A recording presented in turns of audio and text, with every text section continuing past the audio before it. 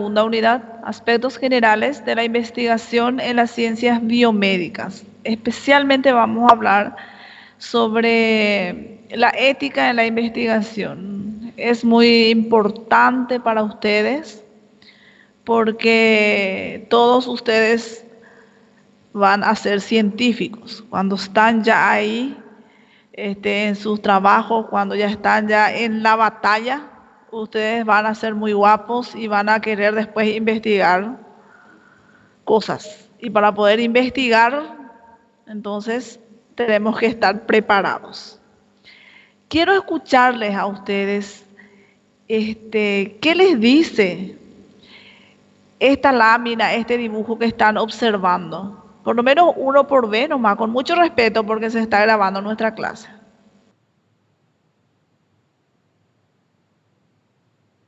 Un hombre sin ética es una bestia salvaje soltada a este mundo.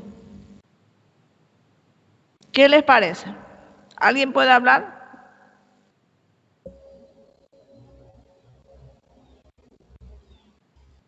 Bolsonaro. Te escucho. Están viendo, ¿verdad? La chica habló Bolsonaro. ¿Qué habló? Estoy...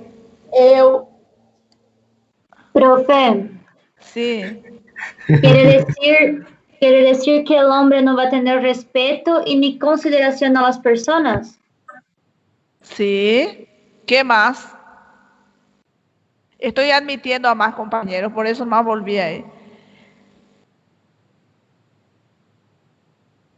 El hombre no tiene respeto ni consideración a las personas, entonces es una bestia, ¿verdad? El hombre cuando no tiene valores morales, cuando no tiene respeto hacia los demás, entonces se le considera una bestia.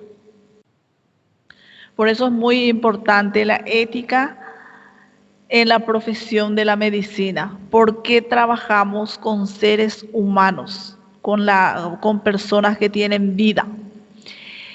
Bueno, ustedes ya estudian luego en la materia, en la cátedra de bioética, ya estudian esto que les voy a decir. Ética deriva del griego ethos, que significa estancia o lugar donde se habita, y bios significa vida. Entonces, bioética se puede definir como ética de la vida, ¿verdad? Ese es el significado etimológico de bioética. La bioética es tratada como ciencia, disciplina, ética aplicada, ética clínica, discurso interdisciplinario, movimiento cultural. La concesión a esta del estatus de ciencia o disciplina es expresión más que de un deseo o de una predicción del reflejo de la realidad. El referente científico de la bioética lo constituye la ética con sus diversas teorías, tendencias, escuelas, posturas ideológicas desde las cuales se abordaron los distintos problemas que han concitado su atención. O sea que nosotros partimos de la bioética que estudia la vida, ¿verdad? Que estudia la ética de la vida, ¿está? Pero nosotros nos vamos a enfocarnos hacia investigación, ¿verdad? Y vamos a ir mirando las diferentes teorías, tendencias, escuelas, posturas ideológicas, pero todo enfocado hacia la investigación. En esencia, la bioética... ¿Hola?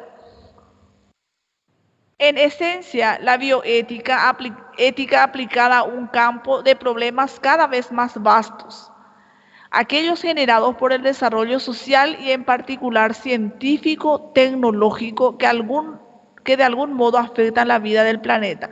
O sea que la bioética aplicado, ¿verdad?, hacia la ética, entonces especialmente a lo que refiere a investigación, es el que se trata de lo particular en científico-tecnológico. ¿Qué significa eso? Por ejemplo, se trata problemas como la clonación o se toca el ADN de los seres humanos, entonces esos son temas científico-tecnológicos que afectan a la vida, pero de todo el mundo, de todo el planeta, ¿entienden? Por eso es muy importante, ¿verdad?, el desarrollo científico-tecnológico, especialmente para los médicos. Y es importante que ustedes conozcan qué tienen que hacer y qué no deben de hacer. Preocuparse más por el carácter ético de los medios intelectuales.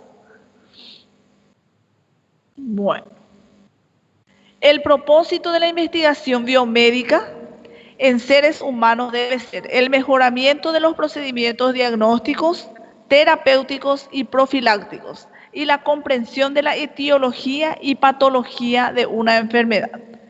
Este es el propósito de una investigación biomédica. Entonces, se conoce una enfermedad X, ¿verdad? Y se conocen los síntomas de esa enfermedad. Pero a través de la ciencia, a través de la investigación, se descubren más síntomas para que se le pueda diagnosticar más rápido, por ejemplo. Entonces, para eso se utiliza la investigación biomédica. La etiología, para conocer más el origen y para conocer más las enfermedades, ¿entienden? Entonces, solamente se conoce eso a través de la investigación. Tenemos que investigar. En el caso, por ejemplo, ahora el primer caso, otra vez le traigo el caso del COVID-19. Se está buscando vacunas.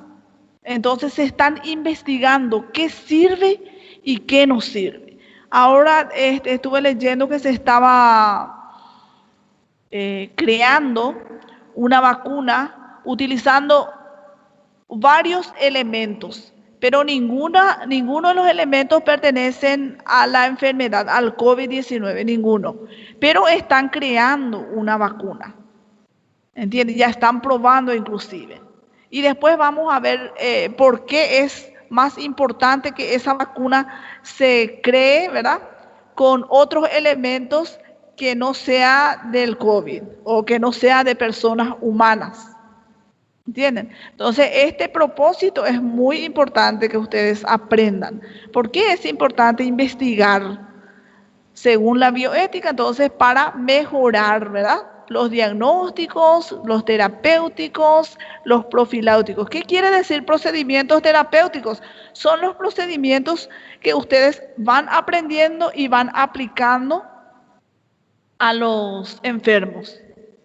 Y profilácticos, ustedes van aprendiendo y van recetando, van diciéndole este remedio es bueno y este remedio no es bueno, este remedio hace más rápido su efecto y el otro no. Entonces todo eso solamente con la investigación van a poder descubrir. Es muy importante el propósito de la investigación biomédica. Normas internacionales. Tenemos el Código de Nuremberg. Este código es el Código de Ética Médica y es uno de los primeros ya originados durante la Guerra Mundial. Este código incluía las bases que deberían ayudar a la hora de evaluar el proceso de consentimiento, protección del individuo humano, daño y balance entre los riesgos y beneficios en un estudio, según Burns en el 2004. Entonces, cuando yo voy a hacer una investigación, ¿verdad?, voy a hacer un estudio X, entonces yo tengo que atender muy bien el consentimiento de la persona que va a formar parte de mi investigación, tengo que ver la protección, tengo que protegerle, tengo que ver si le va a causar o no le va a causar daño, y el balance entre los riesgos y beneficios. ¿Entienden? Eso es muy importante. El Código de Nuremberg fue publicado el 20 de agosto de 1947. tras la celebración de los juicios de Nuremberg. Tenemos después la Declaración de Helsinki. Este establece las normas generales básicas de investigación científica médica, lo mismo que para la experimentación biomédica clínica y no clínica. Entonces, de esta declaración de Helsinki nació las normas generales básicas para la investigación científica médica. O sea que es una investigación que yo voy a ir a realizar en el hospital, por ejemplo, prevalencia de diabetes mellitus o incidencia que puede ser una incidencia de algo en otra enfermedad. Son investigaciones comunes, así que yo voy a realizar, ¿verdad? Pero también en esa misma declaración están las normas para la experimentación biomédica clínica, que es lo que ustedes sí o sí tienen que hacer. Por ejemplo, ir a estudiar una determinada enfermedad. Esa es una investigación biomédica clínica. Ustedes tienen así estudios de casos, ¿entienden? Eso es experimentación bioclínica y no clínica. En 1978 fue creada la Comisión Nacional para la Protección de Sujetos Humanos en Investigación Biomédica y de la Conducta. Atiendan bien, porque ahí se creó una Comisión Nacional para proteger a los sujetos humanos en la investigación médica, para proteger algunos derechos, ¿verdad? Dicha comisión identificó 3 principios fundamentales para la investigación, pero que se refiere a seres humanos, ¿verdad? Y ahí están los autores que son Burns y Amaro, uno es 2004 y otro 2006. ¿Cuáles son esos principios éticos fundamentales en los seres humanos? El respeto por las personas, beneficencia y justicia. Cuando se habla de respeto por las personas, cuando hacemos una investigación clínica, por ejemplo, no podemos nosotros ir a investigarle solamente así porque nosotros queremos y nos vamos a investigarle a una persona. Siempre tenemos que solicitar permiso. Siempre tenemos que solicitar permiso, respetar a esas personas. Los principios básicos son, hay muchos principios básicos, vamos a ir leyendo algunos. La investigación médica en seres humanos debe concordar con normas científicas y generalmente aceptadas y basarse sobre experimentos de laboratorio y en animales, realizados de manera adecuada y sobre un conocimiento profundo de la literatura científica pertinente. Si yo voy a estudiar un caso, ¿verdad?, en un ser humano, entonces yo tengo que prepararme teóricamente sobre esa patología, por ejemplo, ¿verdad? Yo tengo que leer primero, yo debo de conocer primero sobre esa enfermedad y luego tratar de hacer los experimentos, ¿verdad?, en laboratorios o utilizar a animales, ¿entienden? Pero ya después de hacer una buena lectura sobre la determinada patología en seres humanos. Yo voy a leer mi teoría en seres humanos y después voy a voy a aplicar esa experiencia en animales o en laboratorios. El diseño y la ejecución de cada procedimiento experimental en seres humanos se debe formular con claridad en un protocolo experimental que debe remitirse a un consejo independiente especialmente designado para su consideración, observaciones y consejos. Generalmente en los hospitales o en los centros de salud tienen luego una dirección de investigación. Ahora ya en las universidades, en los colegios ya se tiene también. Hola. Desculpa incomodar, mas tem gente pedindo para aceitar. Tenemos también códigos de ética. Ay, no sé cómo se acepta. Voy a mirar. Están 10 por ahí.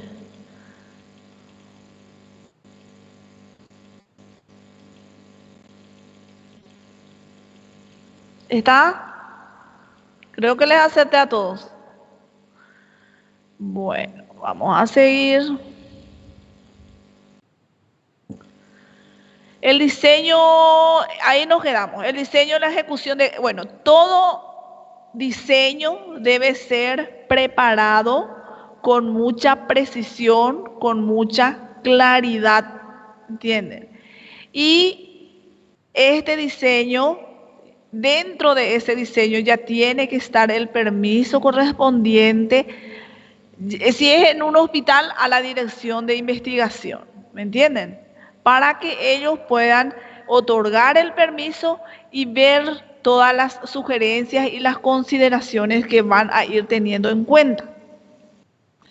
Tercero, la investigación biomédica en seres humanos debe ser realizada solo por personas científicamente calificadas bajo la supervisión de una persona médica de competencia clínica.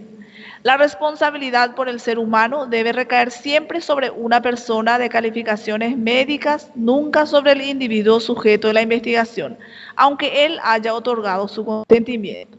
Entonces, ¿qué es lo que nos dice? Que la persona responsable de la investigación tiene que ser una persona calificada, debe ser una persona experta. Y otra vez esta persona experta tiene que estar bajo la supervisión de un profesional competente que es del área. Y la persona que está siendo sujeto de la investigación no debe ser responsable, a pesar de que haya dado su consentimiento, entonces no va a ser responsable de los resultados, ¿verdad? Porque puede ser un resultado positivo como puede ser un resultado negativo.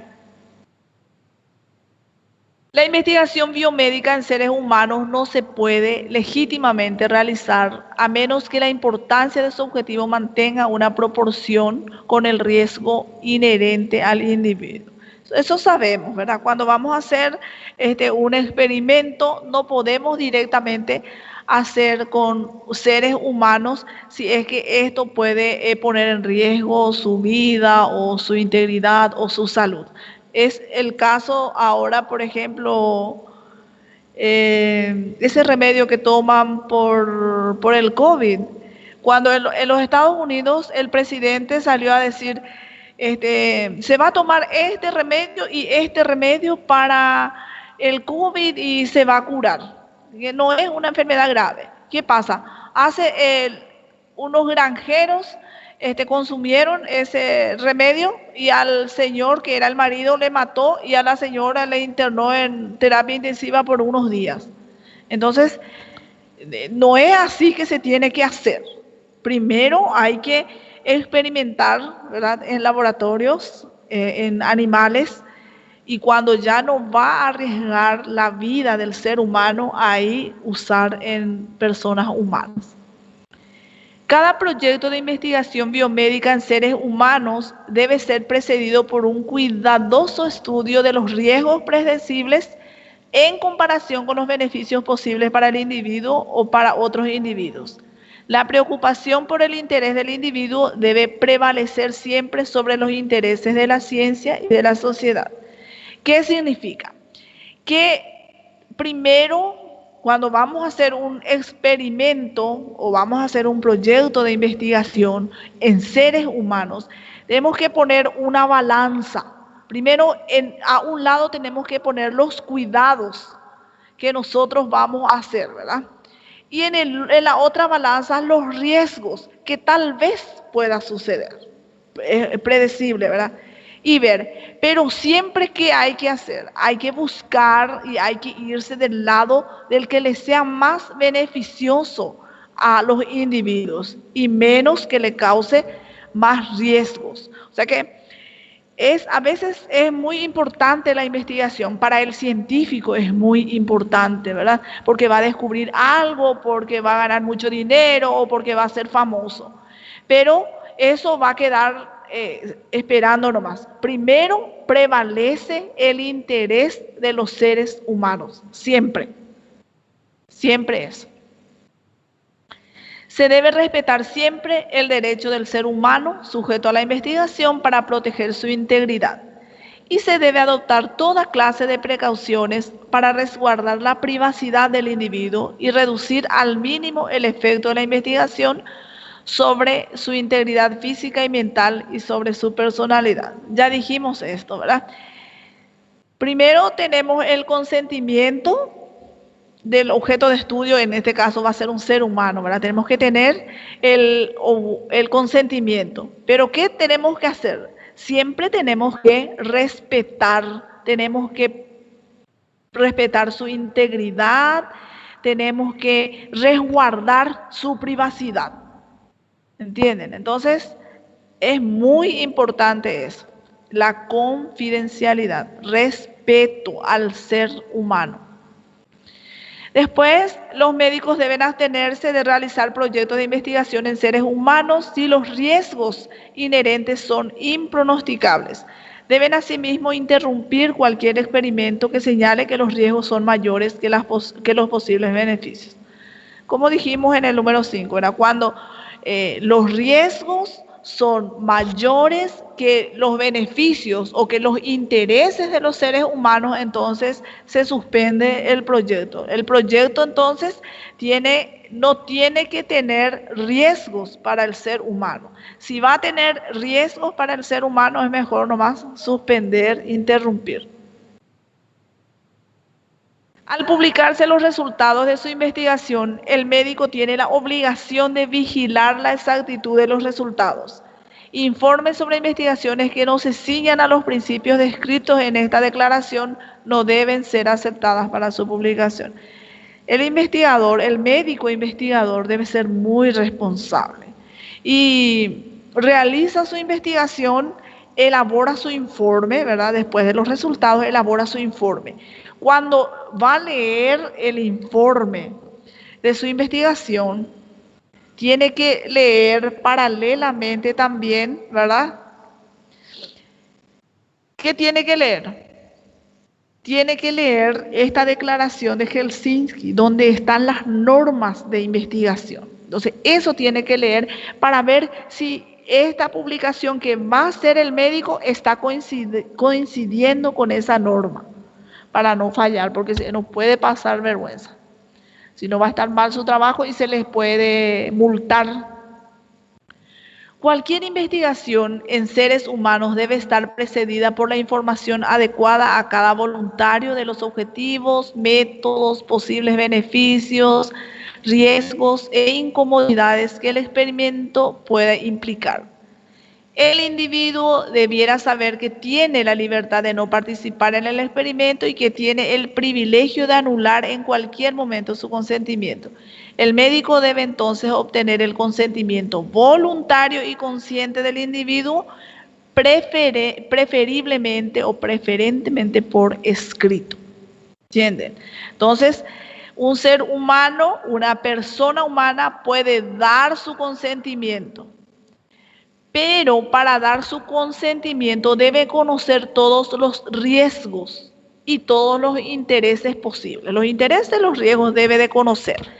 Y también se le tiene que decir que se le hace un consentimiento por escrito y tiene que saber que en cualquier momento puede rechazar ese y puede invalidar ese consentimiento. Al obtener el permiso consciente del individuo para el proyecto de investigación, el médico debe observar atentamente si en el individuo se ha formado una condición de dependencia hacia él o si el consentimiento puede ser forzado. En tal caso, otro médico completamente ajeno al experimento, independiente de la relación médico-individuo, debe obtener el consentimiento. Si está un paciente con un médico que le estaba cuidando, ¿verdad? Y viene el médico, le pide el consentimiento al paciente y el paciente se ve más o menos obligado, más o menos forzado a darle su consentimiento a ese médico porque es un médico de cabecera, porque es un médico que le está cuidando. Entonces el médico por ética no debe aceptar ese consentimiento, debe de buscar otro médico que no sea su médico de cabecera, donde no exista una relación estrecha, entonces para que venga a solicitar el consentimiento a ese paciente. El permiso consciente se debe obtener del tutor legal en caso de incapacidad legal y de un pariente responsable en caso de incapacidad física o mental cuando el individuo es menor de edad, según las disposiciones legales nacionales en cada caso. En caso de que en caso de incapacidad, entonces ya sabemos, tenemos que buscar el permiso de su representante legal, ¿verdad? O de su tutor legal. Pero en casos de niños, tienen que atender muy bien cuando van a hacer una investigación. Sucede que a veces los que estudian bioquímica, por ejemplo, se van en las escuelas, instituciones escolares. Se van y piden una muestra para hacer un estudio sobre parasitosis. Entonces, no es que uno tiene que irse nomás a una institución y pedir. Tenemos, por ejemplo, en la universidad tenemos también una dirección de investigación. Los alumnos tienen que hacer un permiso. Primerito tenemos el permiso para realizar la investigación y después tenemos que elaborar un permiso. Basándonos otra vez en el Código de la Niñez y de la Adolescencia, elaboramos un permiso y tenemos que llevar a la directora o al director de la institución para que le dé a cada madre, que le envíe a cada madre y a cada padre de tal niño, para que ellos puedan firmar su consentimiento para que se haga esa investigación a sus hijos. Sucede mucho eso, por ejemplo, los estudiantes de odontología que se van para hacer estudio de caries, y los de bioquímica que se van para hacer estudio de parasitosis. Eso es lo que más se hace con niños menores. Entonces, cuando vamos a hacer una investigación a menores de edad, generalmente hay muchos menores en las escuelas. Entonces, preparamos un permiso de aprobación, que los padres sí están conformes que se le realice esa investigación a su hijo, y nosotros preparamos eso y le llevamos a la dirección de la institución para que ellos le envíen a los padres de los niños, para que pueda tener validez y para que no tengamos problemas después, porque esa investigación no nos va a servir ni siquiera para publicar después si es que hacemos sin permiso. Generalmente los directores saben luego que eso no tienen que hacer. Pero nosotros a veces como estudiantes no sabemos, pero es muy enriquecedora. Estas investigaciones que se hacen en las escuelas es muy enriquecedora. Muchas cosas se aprenden, muchas cosas nuevas.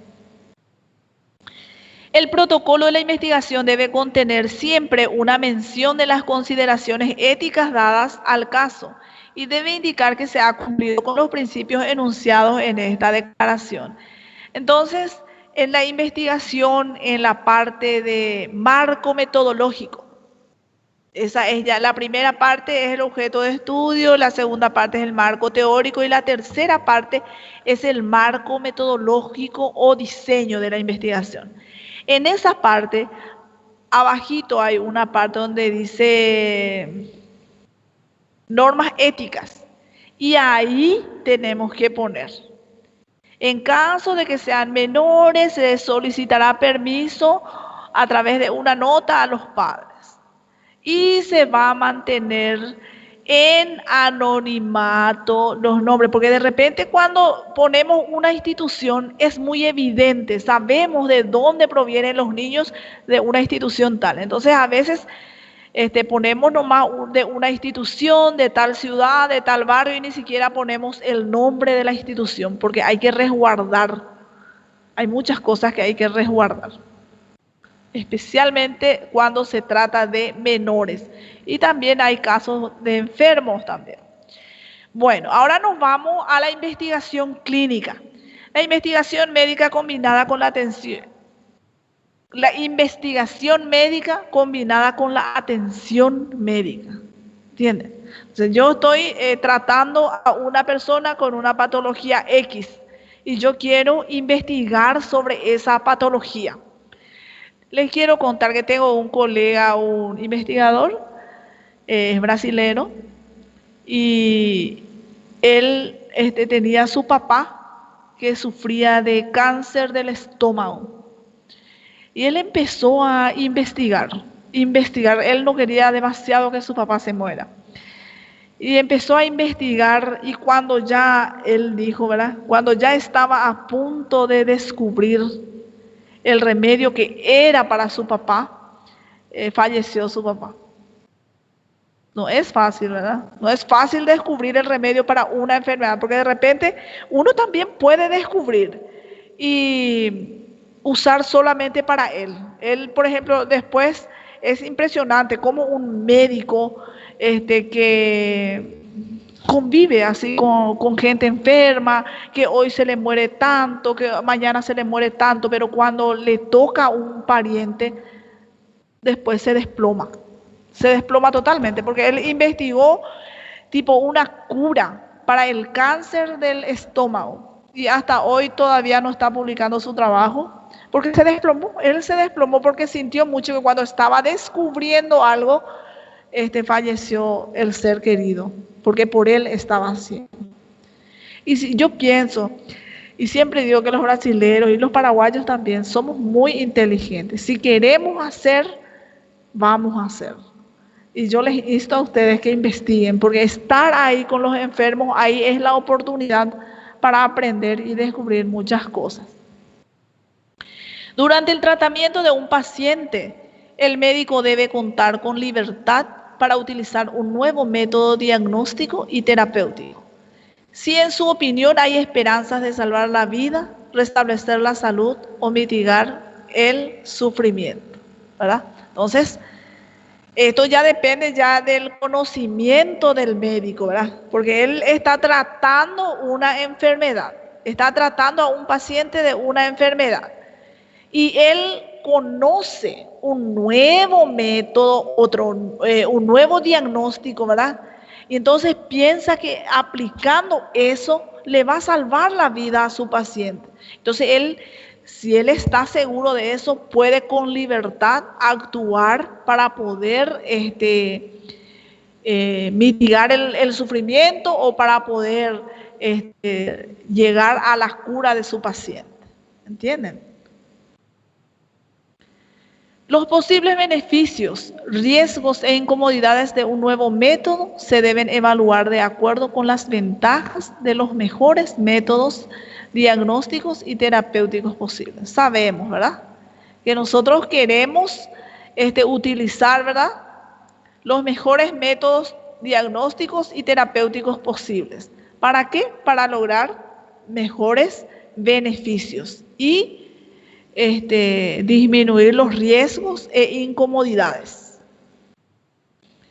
En cualquier investigación médica, cada paciente, incluyendo aquellos de un grupo de control, si lo hay, debe contar con los mejores métodos diagnósticos y terapéuticos posibles. Esto ya está hablando, como dijimos al principio, de una investigación clínica, ¿verdad? Si yo estoy estudiando a este paciente, yo tengo que tener otro paciente que sería mi grupo de control, ¿verdad? Entonces, en toda investigación médica, siempre se tienen que usar los mejores métodos diagnósticos y terapéuticos disponibles. La negativa de un paciente para participar en una investigación no debe interferir jamás en la relación médico-paciente. Si tenemos un paciente y nosotros queremos realizar esta investigación clínica con este paciente, pero el paciente no quiere, entonces dejamos nomás, no tiene que interferir eso, no tiene que destruir la relación de paciente-médico, médico-paciente, esa negatividad del paciente. Hay casos que uno no quiere, entonces respetamos esa negación, ¿está? Si el médico considera esencial no obtener el permiso consciente del individuo, él debe expresar las razones específicas de su decisión en el protocolo que se transmitirá al comité independiente. Entonces, ya como les dije, en el hospital hay una dirección de investigación y si yo como médico no quiero pedir permiso para aplicar una investigación clínica, entonces yo debo explicar a mis superiores por qué yo no quiero, ¿entienden? Y si se puede solicitar permiso a la dirección de investigación. El médico puede combinar la investigación médica con la atención médica con el fin de alcanzar nuevos conocimientos médicos, pero siempre que la investigación se justifique por su posible valor diagnóstico o terapéutico para el paciente. O sea que yo tengo un paciente a quien yo le estoy prestando atención médica, ¿entienden?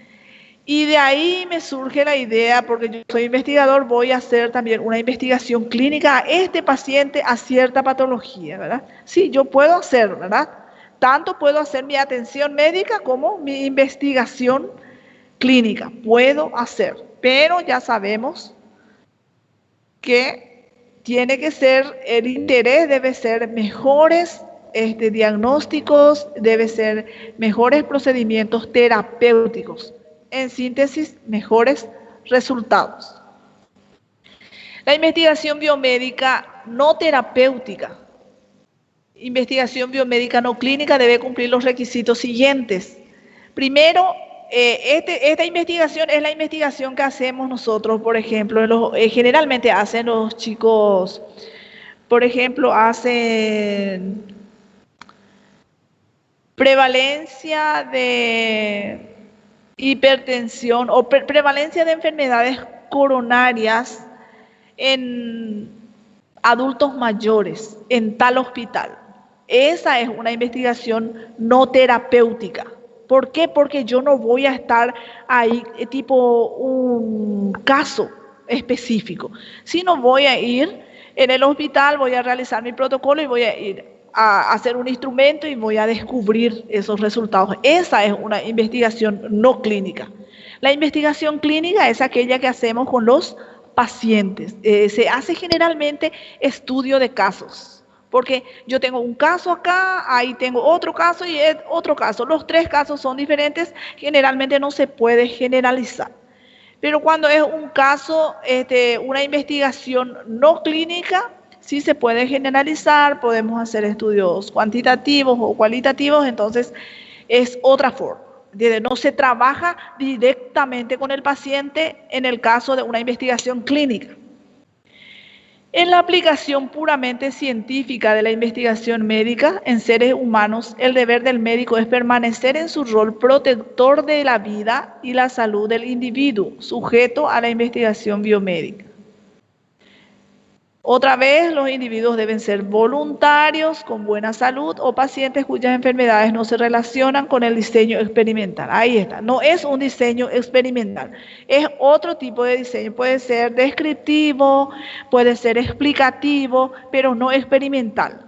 En el caso de una investigación clínica, sí es experimental. Yo voy a ver cuáles son por ejemplo, los mejores diagnósticos. Entonces yo estoy aplicándole algo a una persona y tengo otro grupo de control al que yo no estoy aplicando. El investigador o el equipo investigador debe interrumpir la investigación si en su opinión al continuarla, esta puede ser perjudicial para el individuo. Eso ya dijimos. En la investigación con seres humanos jamás se debe dar preferencia a los intereses personales ni a los intereses del investigador. Siempre la balanza debe pesar más al lado de los intereses de la persona humana, de los seres humanos. Los aspectos morales o éticos crean limitaciones en la investigación científica desde dos puntos de vista fundamentalmente. El primero se refiere a las restricciones de lo que se considera aceptable en nombre de la ciencia, con respecto a los derechos de los seres vivos en general, pero especialmente de los seres humanos. El investigador debe evitar violar los derechos de los participantes en un estudio científico Y el segundo se refiere al tipo de problemas que se pueden solucionar mediante el método científico. Así que la investigación ayuda muchísimo a solucionar cualquier tipo de problemas cuando se realiza en forma, ¿verdad? Y lo que nosotros siempre tenemos que respetar son los derechos humanos, derechos de los seres vivos. La publicación científica en el ámbito de la ciencia de la salud constituye un indicador importante y una herramienta básica en el desarrollo de sus profesionales y en la elevación de la salud del pueblo. De ahí que se debe garantizar su validez, oportunidad, así como el cumplimiento de otros atributos que dan cuenta de su calidad. Por ejemplo, el cumplimiento de las normas que dicta la ética de la publicación en sus dos dimensiones fundamentales. El autor, quien deberá cumplir una serie de normas por conducto de las cuales se garantiza la óptima calidad de su artículo, y el director y los asesores o árbitros tendrán la responsabilidad de publicar lo mejor dentro de los trabajos que a ellos lleguen, ¿verdad? Entonces, publicar luego los resultados de una investigación es un logro muy grande para un investigador. Eso es lo máximo, ¿verdad? Entonces, esa publicación debe tener una importancia, debe servir para algo a cualquier persona que lo lea, y especialmente del área. Vamos a suponer que sean médicos que descubrieron una vacuna, entonces van a publicar. Y esta publicación debe servir a los nuevos médicos, por ejemplo, que están recién adquiriendo conocimiento, entonces le tiene que servir, esa es. Y ya sabemos que el autor dice que debe cumplir normas por conducto de las cuales se garantiza óptima calidad de su artículo. De eso sabemos que cuando estamos investigando y realizamos el informe de una investigación, este informe tiene que pasar por varias manos para que se pueda corregir. Y el último, el mejor corregido es el que llega en manos del lector, ¿verdad? Y cuando se publica algo, no solamente es responsabilidad del investigador, sino también de sus directores. Bueno, desviaciones de la autoría que pueden alcanzar connotaciones jurídicas. Cuando una persona realiza una investigación, elabora el informe final para publicar y publica, hay algunas cosas, algunos delitos que se cometen y que pueden alcanzar connotaciones jurídicas. Quiere decir que si yo hago estas cosas, si yo hago plagio, si yo hago fraude, si hago exclusión dolosa, si hago usurpación y si hago cohecho, entonces a mí me pueden denunciar y me pueden inclusive mandar preso, me pueden detener, ¿verdad? Sabemos que plagio es cuando usamos la idea de otra persona como si fuera mía, nos citamos, ¿entiendes? Porque si yo digo, fulano de tal dice tal cosa, entonces no es plagio, yo pongo de dónde saqué. Pero cuando yo escribo algo y yo no escribo de quién es, de quiénes son esas palabras, entonces es plagio. Fraude, cuando el autor falsea los datos. Exclusión dolosa es, por ejemplo, cuando yo hago mi investigación entre tres y sucede. ¿Saben qué sucede? Les voy a contar una anécdota para que vean exclusión dolosa. Cuando yo iba a defender mi tesis de maestría, se fue una señora y dijo, a mí en mi tesis está fulano y fulana, pero yo voy a defender sola. Entonces le excluyó a su compañera que tenía que defender con ella. Y ese también es de connotación jurídica. Se puede denunciar también la exclusión dolosa. Cuando nosotros hacemos nuestro trabajo,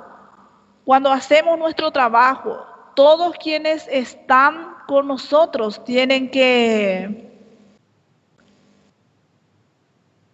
Todos los que están con nosotros tienen que figurar o tenemos que nombrar en la publicación, porque si no le nombramos tendremos problemas, ¿entienden? Después la usurpación, entonces es la obtención sin autorización y por medios deshonestos de datos, información, archivos, programas o cualquier otro elemento usado para generar en todo o en parte una publicación científica. Vamos a suponer que yo esté haciendo una investigación. Después ya estoy haciendo mi informe final y justo viene, se descompone mi computadora, se destruye mi computadora, tiene problema técnico. Yo le llevo al técnico. Y este técnico vio que yo tenía un trabajo y este trabajo puede ser que le venda o puede ser que use para otra cosa o para publicar. Eso se llama usurpación. Y cohecho se manifiesta cuando una persona, en virtud de su jerarquía o autoridad, exige su inclusión como autor en un trabajo científico sin calificar como tal. Por ejemplo, un profesor investigador de una universidad está haciendo, nosotros por ejemplo teníamos un grupo con otra profesora y nos fuimos a hacer una investigación en un asentamiento y le hicimos estudio de parasitosis, estudio de sangre, muchas cosas le hicimos. Obtuvimos el resultado y preparamos el artículo. Y hay personas que ni siquiera colaboraron para comprar el frasquito o para comprar el reactivo, no colaboraron, ¿verdad? Pero ella es la coordinadora o es la directora o es lo que sea, es jefe en una institución y quiere que se ponga su nombre en la investigación, en la publicación. Eso también es problema jurídico. No se puede hacer eso, porque si ella no participó, entonces no tiene derecho de que su nombre esté ahí. Vamos a recordar un poco entonces las desviaciones de la autoría que pueden alcanzar connotaciones jurídicas: plagio, fraude, exclusión dolosa, usurpación y cohecho. Son datos muy importantes que ustedes tienen que saber. Desviaciones de la autoría que pueden alcanzar connotaciones éticas. El otro era jurídica, por el otro a mí se me podía denunciar. Y con estas desviaciones yo puedo ver quién es buena persona, quién es una persona íntegra, ¿verdad? Exclusión culposa, ayuda mutua, ayuda al novato, forma de agradecimiento, lisonja al jefe, búsqueda de apoyo, ayuda afectiva y cuantificación. Voy a decir algunos nomás. Por ejemplo, ayuda al novato. Yo estoy haciendo una investigación, viene un compañero nuevo, yo le utilizo como le quiero utilizar y después agrego su nombre en mi investigación. Eso no es ético, ¿está? También lisonja al jefe. Yo trabajo, yo hago la investigación, pero le quiero cepillar un poquitito al jefe y pongo también su nombre. Y él ni siquiera nunca participó, no sabe ni cuál es el objetivo. Por ahora se hace mucho esto. ¿Saben por qué? Porque habla mucho en el currículum de la persona el hecho de que realice investigaciones.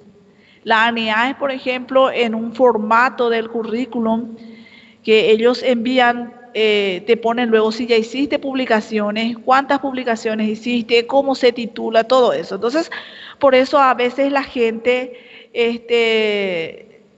se dejan utilizar. Porque si una persona tiene ética, entonces, por ejemplo, exclusión culposa. Yo no puedo sacar nomás a una persona porque no me cae bien o porque tuve una pequeña discusión con él, yo no puedo sacarle nomás de mi investigación, ¿verdad? Entonces, es por eso. Tampoco puedo hacer para agradecer. Como una forma de agradecimiento a un compañero mío porque es calidad conmigo, porque me presta carona, porque me lleva y me trae de tal parte y yo le voy a poner su nombre en mi investigación. No. La investigación tiene que ser, los autores de la investigación tienen que ser solamente aquellas personas que realizan la investigación. Y no es maldad, gente, es Es lo que te da valor a vos como persona y hay que respetar la integridad de las personas, ¿entienden? Esto es integridad y esto es ética. Yo no puedo poner su nombre porque él no participó. Yo no puedo poner su nombre solamente por agradecimiento, ¿entienden? Cuestiones éticas en la investigación, esto es un ejemplo nomás, que cuando vamos a hacer una investigación, llevamos, por ejemplo, nos vamos a la dirección del hospital porque vamos a hacer una investigación y siempre ya tenemos que llevar así,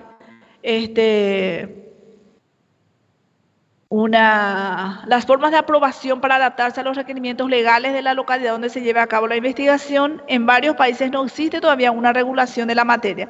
Entonces debemos explicitar en el documento, así como nombre de la persona, consiento o apruebo participar en el estudio de... Bueno, esto en caso de que nuestros objetos de estudio sean menores de edad, en caso de que son incapacitados, entonces si tienen un tutor legal o los menores de edad, entonces le entregamos a la dirección de la institución para que la dirección le haga llegar a cada uno de los padres. Y tienen que firmar porque tienen con la firma de los padres y número de cédula abajo, ellos están aprobando que se realice la investigación. O sea, en caso de que sean menores de edad y que sean personas discapacitadas. En la misma cosa. Luego tenemos, este tema también es muy importante cuando es prohibido grabar a menores de edad, es prohibido grabar en videos, hacerles hablar, todo eso. Entonces, cuando vamos a hacer, también es prohibido sacar fotos. Cuando vamos a hacer una investigación, nosotros pedimos permiso por escrito a los padres a través de una nota que llevamos a la dirección le hace llegar a los padres. En caso de que vamos a hacer grabaciones, filmaciones, vamos a sacar fotos, eso tenemos que aclarar también en la nota de aprobación. Siempre hay que aclarar todo. Si vamos a sacar fotos, porque siempre los chicos son muy amorosos. Cuando se van, la gente le dice luego doctor. Sea o no doctor, le llama doctor, doctora. Les abraza todo y entonces quieren salir en la foto. Pero para prever nosotros, ya en la nota de permiso de aprobación que le entregamos al director o a la directora, entonces ahí ya tenemos que agregar que vamos a grabar, que vamos a sacar fotos, que vamos a hacer audio, todo eso, para evitar problemas. De esto ya hablamos. Cuando una persona, ¿verdad?